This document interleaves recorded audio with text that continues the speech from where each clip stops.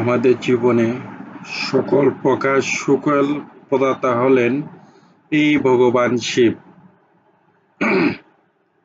ভগবান শিবের যে কোনো মন্ত্র জপ করলেই আমাদের জীবন থেকে সমস্ত রকম সমস্যার সমাধান নিমিষেই হয়ে যায়। শিবকে প্রসন্ন করতে হলে শুধুমাত্র এক ঘটি জল ও একটি বেলপাতাই যথেষ্ট। তিনি অল্পতেই তুষ্ট হয়ে যান। তাই তো তিনি ভোলেনাথ। ভোলেনাথের অনেক শক্তিশালী মন্ত্রের মধ্যে শিব রুদ্র মন্ত্র নিয়ে আমরা আজকের ভিডিওতে আলোচনা করব। অনুগ্রহ করে ভিডিওটি প্রথম থেকে শেষ পর্যন্ত দেখুন। এই ভিডিওটি আপনার জীবনের অনেক কিছু পরিবর্তন করে দিতে পারে। ভিডিওটি দেখার পর যদি বিন্দুমাত্র ভালো লেগে থাকে তাহলে আমাদের এই চ্যানেলটিকে সাবস্ক্রাইব ও লাইক করতে ভুলবেন না। ভগবান শিবের অনেক মন্ত্র রয়েছে, যেমন মহামৃত্যুঞ্জয় মন্ত্র, শিব পঞ্চাক্ষরের মন্ত্র, শিব গায়ত্রী মন্ত্র ইত্যাদি। এই মন্ত্রগুলো বিভিন্ন রকম প্রয়োজনে ভক্তরা সব করে থাকে। আমরা আগেই বলেছিলাম, আমাদের আজকের আলোচনার বিষয়বস্তু হলো ভগবান শিবের রুদ্রাক্ষ মন্ত্র। দেখে নিন এই রুদ্র মন্ত্রটা কত শক্তিশালী। এই রুদ্র মন্ত্র মূলত মনস্কামনা পূরণের জন্য এবং জীবনের শান্তি প্রাপ্তির জন্যও জপ করা যেতে পারে। এই রুদ্র মন্ত্রে সিদ্ধি লাভ করলে ভক্তের গৃহস্থ জীবনে সকল প্রকার ইচ্ছা পূরণ হয়। এই মন্ত্র জীবনের ধর্ম, অর্থ, কাম, মোক্ষ সমস্ত কিছুই প্রদান করে থাকে। ভক্তকে সাংসারিক সুখ প্রদান করে এই সব শক্তিশালী মন্ত্র। শাস্ত্রে বলা আছে, এই মন্ত্রে ভগবান শিব খুব তাড়াতাড়ি প্রসন্ন হয়ে যান এবং এই মন্ত্রে সিদ্ধি লাভ করলে ভোলেনাথ সেই সাধককে স্বপ্নে দর্শন দেন। এবার বলি, এই মন্ত্র জপের বিধি বা এই মন্ত্র জপের নিয়ম। এই মন্ত্র আপনি জপ করা শুরু করলে যে কোনো সোমবার থেকে অথবা মাসিক শিবরাত্রি থেকে। মাসিক শিবরাত্রি কি, এই বিষয়ে একটু পরে আমরা বলছি। তার আগে একটু বিস্তারিত বিধিটি আগে জেনে নিন। এই সোমবারকে শিবের বার বলা হয়।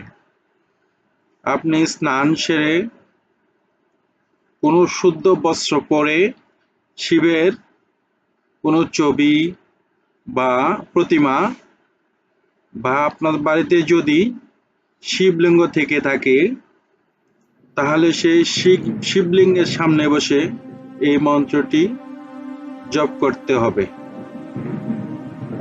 মন্ত্র জপের আগে আপনাকে অবশ্যই ডান হাতে জল নিয়ে বিনিয়োগ করতে হবে। তারপর আপনাকে এই মন্ত্রটি জপ করতে হবে। কিভাবে এটি জপ করবেন, কোন মন্ত্র পাঠ করলে বিনিয়োগ করতে হয়, এ ব্যাপারে একটু পরে আলোচনা করছি। তার আগে বলি, এই মন্ত্র আপনাকে কতবার করে পাঠ করতে হবে। শাস্ত্রে উল্লেখিত রয়েছে, এই শিবরুদ্র মন্ত্র 1,00,000 বার জপ করলে ভক্তের এই মন্ত্র সিদ্ধি লাভ হয়, অর্থাৎ ভক্তের যে কোনো মনস্কামনা খুব দ্রুত পূরণ হয়। আপনি যদি কোনো নির্দিষ্ট মনস্কামনা পূরণের জন্য এই মন্ত্রটি জপ করতে চান, আপনি এই মন্ত্র জপের একটি অনুষ্ঠান আপনার বাড়িতে বা যে কোনো শিবালয়ে আপনি করতে পারেন। তবে আপনি যদি অনুষ্ঠান করেন, তাহলে সেই অনুষ্ঠান করবেন কোনো সোমবার বা কোনো মাসিক শিবরাত্রিতে। এই প্রসঙ্গে একটু বলে রাখি, ফাল্গুন মাসের কৃষ্ণপক্ষের চতুর্দশী তিথিতে যে শিবরাত্রি পালিত হয়, সেই শিবরাত্রিকে বলা হয় মহাশিবরাত্রি। আমরা শিবরাত্রি বলতে ওই ফাল্গুন মাসের মহাশিবরাত্রিকেই বুঝি। কিন্তু বন্ধুরা, শিবরাত্রি কিন্তু প্রত্যেক মাসেই একবার করে আসে। প্রতি মাসে কৃষ্ণপক্ষে 14তম দিনে, অর্থাৎ চতুর্দশী তিথিতে পালিত হয় সেই মাসে শিবরাত্রি, অর্থাৎ মহাশিবরাত্রি যাকে আমরা বলছি, সেই শিবরাত্রি আসে বছরে একবার এবং তা আসে ফাল্গুন মাসে। আবার মাসিক শিবরাত্রি আসে প্রতি মাসেই এবং প্রতি মাসেই একবার সেই মাসিক শিবরাত্রি পালন করা হয়। এই মাসিক শিবরাত্রিও কিন্তু অত্যন্ত গুরুত্বপূর্ণ এবং কার্যকর একটি তিথি। এই দিন ভগবান শঙ্করের আরাধনা করলে তিনি যে কোনো মনস্কামনা পূরণ করে থাকেন। আপনারা এই মাসিক শিবরাত্রির দিনে এই মন্ত্র জপের অনুষ্ঠান করতে পারলে খুবই ভালো হয়। আপনার মনস্কামনা পূরণ হবেই হবে। তবে আপনি যদি প্রত্যহ এই মন্ত্র জপ করতে চান, তাহলে আপনি আপনার সুবিধা মতো এই মন্ত্র জপ করতে পারেন। তবে জপের সংখ্যা কমপক্ষে আপনাকে 1 মালা করতে হবে। আপনারা প্রত্যহ সকালে এবং সন্ধ্যায় যে কোনো একটি সময়ে এই মন্ত্র জপ করতে পারেন। তবে আপনি যদি সকালে করতে পারেন তাহলে খুবই ভালো।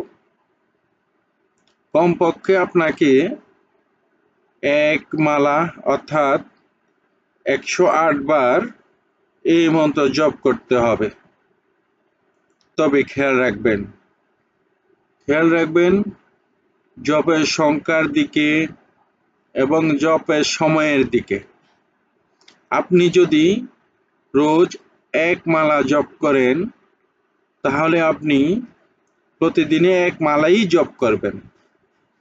আপনি যদি সকালবেলা করে এই মন্ত্র জপ করতে চান, তাহলে প্রতিদিন সকালবেলায় এই মন্ত্র জপ করবেন। যে কোনো দিন হয়তো আপনার ছুটি হয়েছে, আপনি সেই দিন 5 মালা জপ করে নিলেন। আবার যেদিন আপনার ব্যস্ত রয়েছেন, সেদিন আপনি 1 মালা জপ করলেন বা করলেনই না। এরকম করলে কিন্তু হবে না।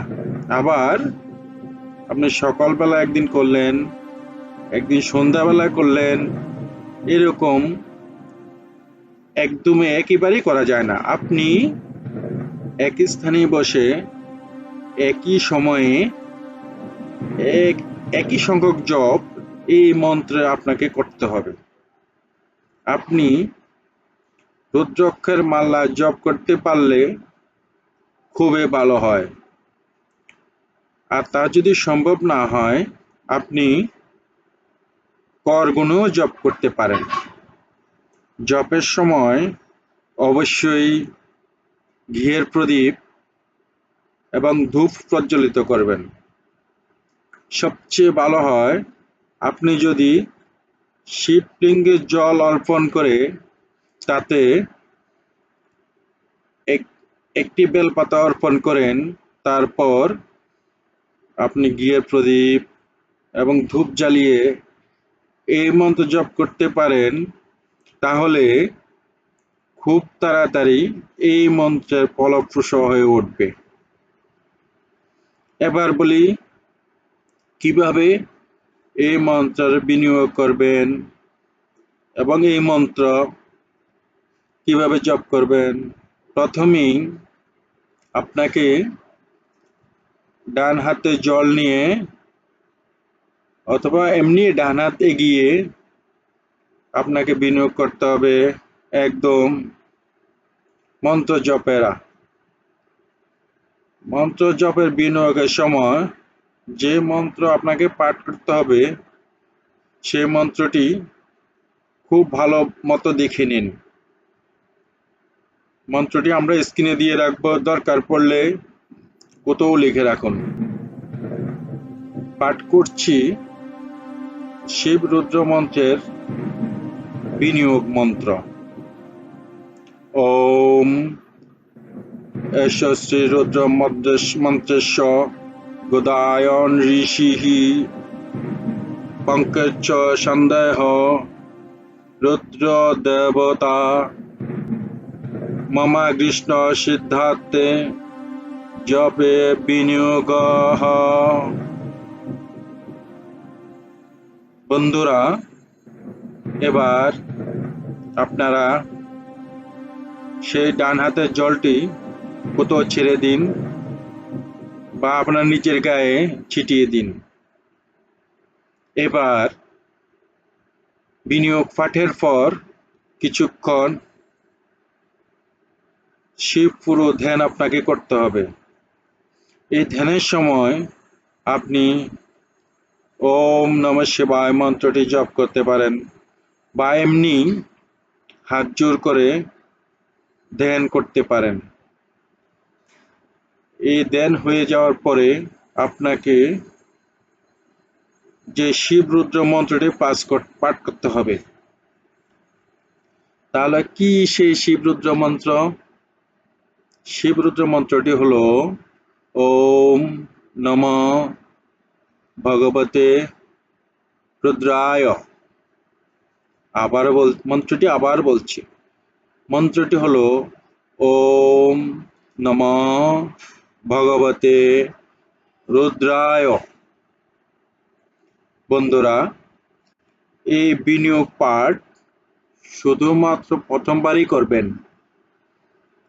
বিনিয়োগ একবার করে তারপর আপনি নির্দিষ্ট সংখ্যক এই মন্ত্রের জপ আপনি করবেন। এই মন্ত্র অত্যন্ত শক্তিশালী এবং সকলের ফলপ্রসূ একটি মন্ত্র। আপনারা এই মন্ত্রটি জপ করুন, দেখবেন আপনার সকল প্রকার মনস্কামনা খুব তাড়াতাড়ি পূরণ হয়ে গেছে। ভিডিওটি যদি ভালো লেগে থাকে তাহলে লাইক করুন এবং শেয়ার করুন। ধন্যবাদ। আবার আসবো অন্য কোনো ভিডিও নিয়ে।